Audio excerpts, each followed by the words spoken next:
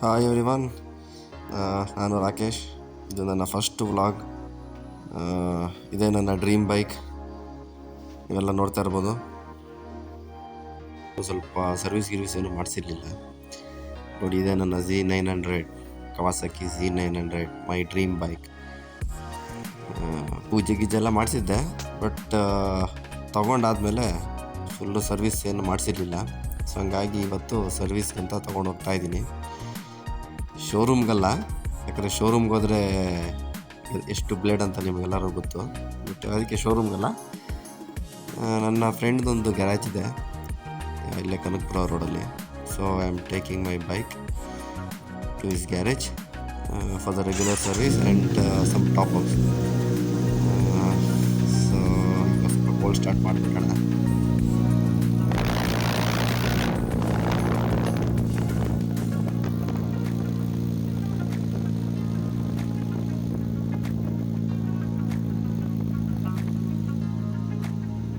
ಸ್ವಲ್ಪ ಸಮಯದ ನಂತರ ಆ್ಯಕ್ಚುಲಿ ಇವಾಗ ಗಾಡಿ ವಾರ್ಮಪ್ ಆಗಿದೆ. ಸೊ ನೆಕ್ಸ್ಟು ಅಲ್ಲಿ ಹೋಗಿ ಗ್ಯಾರೇಜ್ಗೆ ಹೋಗಿ ಏನೇನು ಮಾಡಿಸ್ತೀನಿ, ಯಾವುದ್ಯಾವ್ದು ಎಷ್ಟೆಷ್ಟು ಪ್ರೈಸ್ ಆಯಿತು, ಏನೇನು ರೀಪ್ಲೇಸ್ ಮಾಡಿಸಿದೆ, ಏನೇನು ಚೇಂಜ್ ಮಾಡಿಸಿದೆ ಅಂತೆಲ್ಲ ನಿಮಗೆ ನೆಕ್ಸ್ಟ್ ಹೋಗ್ತಾ ಹೇಳ್ತೀನಿ. ಇವಾಗ ಆ್ಯಕ್ಚುಲಿ ನನ್ನ ಹತ್ರ ಇನ್ನೂ ಗೋಪ್ರೋ ಅವೆಲ್ಲ ತೊಗೊಂಡಿಲ್ಲ, ಮತ್ತು ಹೆಲ್ಮೆಟಿಗೆ ಮೌಂಟು ಅವೆಲ್ಲ ಏನೂ ತೊಗೊಂಡಿಲ್ಲ. ಸೊ ಹಂಗಾಗಿ ನನಗೆ ಡ್ರೈವಿಂಗ್ ಟೈಮಲ್ಲಿ ವ್ಲಾಗ್ ಮಾಡೋಕ್ಕಾಗ್ತಿಲ್ಲ. ಸೊ ಅಲ್ಲಿಗೆ ಹೋದ್ಮೇಲೆ ಮೊಬೈಲಲ್ಲೇ ಕ್ಯಾಪ್ಚರ್ ಮಾಡಿಕೊಂಡು ನಿಮಗೆ ಎಕ್ಸ್ಪ್ಲೈನ್ ಮಾಡ್ತೀನಿ. ನೋಡಿ, ಇದೇ ನನ್ನ ಫ್ರೆಂಡ್ದು ಗ್ಯಾರೇಜು. ನಾವು ಏನೇನು ರೀಪ್ಲೇಸ್ ಮಾಡಬೇಕು ಅಂತ ಲಿಸ್ಟ್ ಮಾಡೋ ಅಷ್ಟರಲ್ಲಿ ಆಲ್ರೆಡಿ ನಮ್ಮ ಹುಡುಗ ಎಲ್ಲ ಸೀಟ್ ಗಿಟ್ಟೆಲ್ಲ ಬಿಚ್ಚಿಕ್ಬಿಟ್ಟವನು. ಬ್ಯಾಟ್ರಿನೂ ರಿಮೂವ್ ಮಾಡಿದ್ದಾರೆ. ಏನೇನು ಪಾರ್ಟ್ಸ್ ತರಬೇಕು ಅಂತಂದ್ಬಿಟ್ಟು ಲಿಸ್ಟ್ ಮಾಡ್ಕೊಂಡು ತರಕ್ಕೆ ಹೋಗಿದ್ದಾರೆ.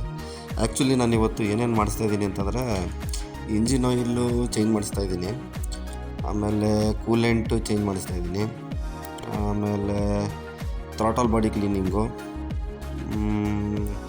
ಏರ್ ಫಿಲ್ಟರ್ ಕ್ಲೀನಿಂಗು, ಆಮೇಲೆ ಸಣ್ಣ ಪುಟ್ಟ ಒಳಗಡೆ ಎಲ್ಲ ಫುಲ್ಲು ಧೂಳು ಕೂತ್ಕೊಂಡಿದ್ದೆ, ಅವೆಲ್ಲ ಕಂಪ್ಲೀಟ್ಲಿ ರಿಮೂವ್ ಮಾಡಿಸಿ ಫುಲ್ಲೆಲ್ಲ ಫ್ರೆಶ್. ನೋಡಿ, ಎಲ್ಲ ಆಗಲಿ ಬಿಚ್ಚಿಕ್ಬಿಟ್ಟಿದ್ದಾರೆ. ಸ್ಪೇರ್ ಪಾರ್ಟ್ಸ್ ಎಲ್ಲ ಬಿಚ್ಚಿ ಲೈನಪ್ ಮಾಡಿ ನಿಂತ್ಬಿಟ್ಟಿದ್ದಾರೆ.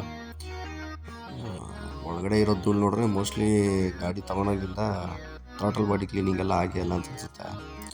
ಅದಕ್ಕೆ ಎಷ್ಟು ಧೂಳು ಕೂತ್ಕೊಂಡಿದೆ ನೋಡಿ. ಇವಾಗ ಏರ್ ಫಿಲ್ಟ್ರದ್ದು ಕ್ಯಾಬಿನ್ ತೆಗಿತಿದ್ದಾರೆ. ಯಾವ ಏರ್ ಫಿಲ್ಟ್ರ್ ಹಾಕ್ಸವ್ರೆ? ಇದು K&N ಏರ್ ಫಿಲ್ಟ್ರು. ಸೊ ಇದನ್ನು ರೀಪ್ಲೇಸ್ ಮಾಡೋವಂಥ ನೆಸೆಸಿಟಿ ಇಲ್ಲ. ಏನಾದ್ರು ಧೂಳಾಗಿದ್ದರೆ ಇದನ್ನೇ ಸ್ವಲ್ಪ ಕ್ಲೀನ್ ಮಾಡಿ, ವಾಶ್ ಮಾಡಿ, ಡೀಸೆಲ್ ವಾಶ್ ಮಾಡಿ, ಆಮೇಲೆ ಇದನ್ನೇ ಪ್ರೆಷರ್ ಏರಲ್ಲಿ ಕ್ಲೀನ್ ಮಾಡಿ ತಿರುಗಿ ಇದನ್ನೇ ಹಾಕ್ಬೋದು. ನೋಡಿ, ಥ್ರಾಟಲ್ ಬಾಡಿ ಒಳಗಡೆ ಇದರಲ್ಲೇನೂ ಕಾಣಿಸ್ತಿಲ್ಲ. ಆ್ಯಕ್ಚುಲಿ ನಿಮ್ಗೆ ಕಾಣಿಸ್ತಿಲ್ಲ ಅಂತ ಅನ್ಸತ್ತೆ. ನೋಡಿ, ಫೋಕಸ್ ಮಾಡ್ತೀನಿ. ಇನ್ನೊಂದು ಇದನ್ನು ಓಪನ್ ಮಾಡ್ತಾರೆ, ಅವಾಗ ಇನ್ನೂ ನಿಮಗೆ ಕ್ಲಿಯರಾಗಿ ಕಾಣಿಸುತ್ತೆ.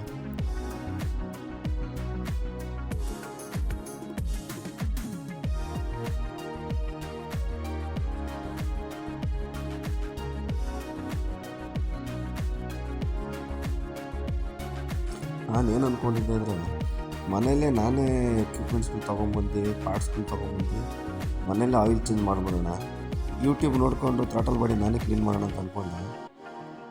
ಥ್ಯಾಂಕ್ ಗಾಡ್ ನಾನೆಂಥ ಡಿಸಿಷನ್ ತೊಗೊಳಕ್ಕೆ ಹೋಗಲಿಲ್ಲ. ಇಲ್ಲಿ ಬಂದಮೇಲೆ ನೋಡೋಕೆ ಗೊತ್ತಾಯಿತು ಈ ರೇಂಜಿಗೆ ಕಾಂಪ್ಲಿಕೇಟೆಡ್ ಇದೆ ಅಂತ ಅಂದ್ಬಿಟ್ಟು. ಈಗ ಕಂಪ್ಲೀಟ್ ಥ್ರಾಟಲ್ ಬಾಡಿನ ರಿಮೂವ್ ಮಾಡಿ ಅದನ್ನು ಡೀಸೆಲ್ ವಾಶ್ ಮಾಡ್ತಾರೆ. ಮತ್ತು ಅದಕ್ಕೆ ವಾಶ್ ಮಾಡೋದಕ್ಕೆ ಒಂದು ಸ್ಪ್ರೇ ಬರುತ್ತೆ. ಯೂಸಿಂಗ್ ದಟ್ ಫುಲ್ಲು ಕ್ಲೀನ್ ಮಾಡ್ತಾರೆ. ನೋಡಿರಿ, ಒಳಗಡೆ ಎಲ್ಲ ಕಾರ್ಬನ್ ಡೆಪಾಸಿಟ್ ಆಗಿರೋದು. ಅದೇ ನಾನು ಹೇಳ್ದಂಗೆ ಗಾಡಿ ತೊಗೊಂಡಾಗಿಂದ ಥ್ರಾಟಲ್ ಬಾಡಿ ಕ್ಲೀನಿಂಗ್ ಆಗಿಲ್ಲ. ಸೊ ಅದಕ್ಕೆ ನೋಡಿ, ಫುಲ್ ಮಣ್ಣು ಧೂಳು ಎಲ್ಲ ಕೂತ್ಕೊಂಡ್ಬಿಟ್ಟಿದೆ. ನೋಡಿ, ಈಗ ಥ್ರಾಟಲ್ ಬಾಡಿನ ಕಂಪ್ಲೀಟಾಗಿ ರಿಮೂವ್ ಮಾಡಿಕೊಂಡು ಒಂದು ಟ್ರೇಯಲ್ಲಿ ಇಟ್ಕೊಂಡು ಪೆಟ್ರೋಲಲ್ಲಿ ಕ್ಲೀನ್ ಮಾಡ್ತಿದ್ದಾರೆ. ಆ್ಯಕ್ಚುಲಿ ಪಕ್ಕದಲ್ಲೇ ಪೆಟ್ರೋಲ್ ಬಂಕ್ ಇದೆ. ಪೆಟ್ರೋಲ್ ತರಕ್ಕೆ ಕಳಿಸಿದ್ರು, ಬಾಟ್ಲಲ್ಲಿ ಪೆಟ್ರೋಲ್ ಹಾಕ್ಕೊಡಲ್ಲ ಅಂತ ಹೇಳಿ ಕಳಿಸೋರೆ. ಆ್ಯಕ್ಚುಲಿ ನಾವು ಪೊಲೀಸವರು ಮಾಡಿರೋ ರೂಲ್ಸ್ ಅದು ಮಿಸ್ಯೂಸ್ ಮಾಡ್ತಾರೆ ಅಂತ. ಸೊ ಹಂಗಾಗಿ ನಮ್ಮ ಗಾಡಿಯಿಂದಲೇ ಪೆಟ್ರೋಲ್ ತೊಗೊಂಡು ಕ್ಲೀನ್ ಮಾಡ್ತಾ ಇದ್ದಾರೆ. ನೋಡಿ, ಹಿಂಗಿರೋ ಥ್ರಾಟಲ್ ಬಾಡಿನ ಎಷ್ಟು ಹೊಸ ಥರ ಮಾಡಿಬಿಡ್ತಾರೆ ನೋಡಿ. ನಿಮ್ಮ ಗಾಡಿಗಳಿಗೆ ಯಾವುದೇ ಗಾಡಿ ಆಗಲಿ ಸ್ಪೋರ್ಟ್ಸ್ ಬೇಕಂತಲೇ ಅಲ್ಲ, ಒಂದು ಸಣ್ಣ ಇಂಡಿಕೇಟ್ರಿಂದ ಆಯಿಲ್ ಚೇಂಜ್ ಮಾಡೋವರೆಗೂ ಏನೇ ಆದ್ರೂ ಅಲ್ಲೇ ನೀವೇ ಕುಂತು ಮಾಡಿಸ್ಕೊಂಬಂದರೆ ಅದರಲ್ಲಿರುವಂಥ ಸ್ಯಾಟಿಸ್ಫ್ಯಾಕ್ಷನ್ನೇ ಬೇರೆ. ನಿಮಗೂ ಅದ್ರ ಬಗ್ಗೆ ನಾಲೆಡ್ಜ್ ಬರುತ್ತೆ ಮತ್ತು ಏನೇನು ಮಾಡ್ತಾಯಿದ್ದಾರೆ ಅಂತ ನಿಮಗೂ ಗೊತ್ತಾಗುತ್ತೆ. ಇಲ್ಲಿ ನೋಡಿ, 2 ಬ್ರಷ್ ಇಟ್ಕೊಂಡಿದ್ದಾರೆ. ಒಂದು ಹಲ್ಲುಜ್ಜೋ ಬ್ರಷು, ಇನ್ನೂ ಒಂದು ಯಾವುದೋ ಪೇಂಟ್ ಮಾಡೋ ಬ್ರಷು.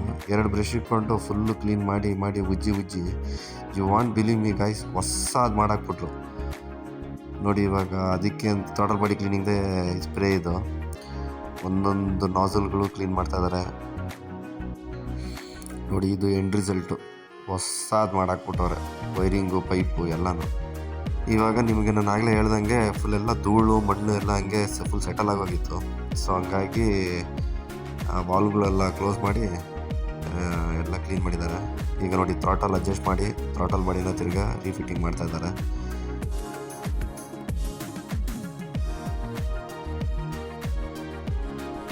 ನೋಡಿ, ಅದೆಲ್ಲ ಥ್ರಾಟಲ್ ಬಾಡಿ ಎಲ್ಲ ಫಿಟ್ಟಿಂಗ್ ಆಯಿತು. ಇವಾಗ ಏರ್ ಫಿಲ್ಟ್ರ್ ಕ್ಯಾಬಿನ್ನ ಫಿಟ್ ಮಾಡ್ತಾ ಇದ್ದಾರೆ. ಏರ್ ಫಿಲ್ಟ್ರ್ ಕ್ಯಾಂಡನ್ ಏರ್ ಫಿಲ್ಟ್ರ್ ಆಗಿರೋದ್ರಿಂದ ಅದನ್ನೇ ಕ್ಲೀನ್ ಮಾಡಿ ಫುಲ್ಲು ಅದನ್ನು ಹೊಸ ಥರ ಮಾಡಿ ಈಗ ಅದನ್ನು ಫಿಟ್ ಮಾಡ್ತಾರೆ.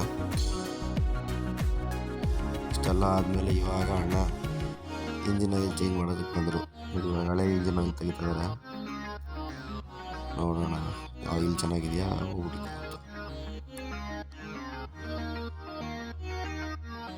ಫುಲ್ಲು ಬ್ಲ್ಯಾಕ್ ಆಗೋಗಿದೆ. ಆ್ಯಕ್ಚುಲಿ ಲಾಸ್ಟ್ ಸರ್ವಿಸ್ ಆದಮೇಲೆ ಒಂದು 5,000 ಕಿಲೋಮೀಟ್ರ್ ಓಡಿಸೋವೆ, ಫುಲ್ ಬ್ಲ್ಯಾಕ್ ಆಗಿಬಿಟ್ಟಿದೆ ಇಂಜಿನ್ ಆಯಿಲ್. ಸೊ ನಾನು ರೈಟ್ ಡಿಸಿಷನ್ ತೊಗೊಂಡಿದ್ದೀನಿ, ಇಂಜಿನ್ ಆಯಿಲ್ ಚೇಂಜ್ ಮಾಡ್ಸೋದು. ಇನ್ನೊಂದು 5,000 6,000 ಕಿಲೋಮೀಟ್ರು ಇಂಜಿನ್ ಆಯಿಲ್ ಚೇಂಜ್ ಮಾಡಿಸೋದಿರಲ್ಲ ನೋಡಿ. ಕೂಲೆಂಟನ್ನು ಫುಲ್ಲು ರಿಮೂವ್ ಮಾಡಿಸ್ಬಿಟ್ಟೆ.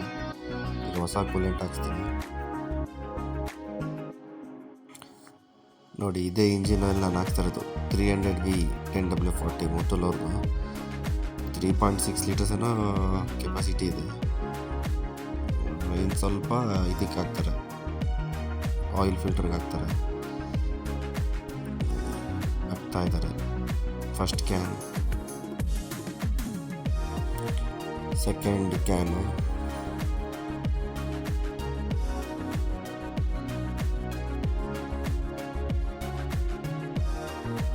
ಇದು ಥರ್ಡ್ ಕ್ಯಾನು.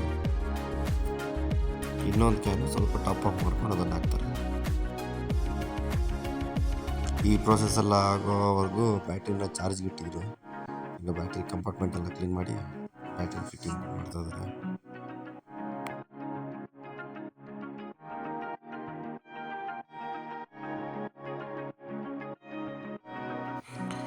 ನೋಡಿ, ಇದೇ ಕೂಲೆಂಟು, ಏನೋ ಐಸ್ ಕೂಲೆಂಟ್ ಅಂತ ಸಜೆಸ್ಟ್ ಮಾಡಿದ್ದಾರೆ. ಕಂಪೇರಿಟಿವ್ಲಿ ತುಂಬ ತಣ್ಣಗಿರುತ್ತೆ ಅಂತ ಹೇಳಿದ್ದಾರೆ. ಈಗ ಗಾಡಿ ಆನ್ ಮಾಡಿಬಿಟ್ಟು ಇದು ಮಾಡ್ತಾ ಇದ್ದಾರೆ, ರೊಟೇಷನ್ ಆಗಲಿ ಸರ್ಕ್ಯುಲೇಟ್ ಆಗಲಿ ಅಂತ ಕೂಲೆಂಟು. ಸರ್ವಿಸಿಂಗ್ ಫುಲ್ ಮುಗೀತು. ಎಷ್ಟು ಖರ್ಚಾಯಿತು ಏನು ಅಂತಂದ್ಬಿಟ್ಟು ನೆಕ್ಸ್ಟ್ ವಿಡಿಯೋದಲ್ಲಿ ತಿಳಿಸ್ತೀನಿ. ಇಲ್ಲ ಸುಮ್ಮನೆ ವಿಡಿಯೋ ಲೆಂತಿಯಾಗಿ ನಿಮಗೆ ಬೋರಿಂಗ್ ಆಗ್ಬಿಡುತ್ತೆ. So till then take care, like, share and subscribe ಮಾಡೋದು ಮಾತ್ರ ದಯವಿಟ್ಟು ಮರಿಬೇಡಿ.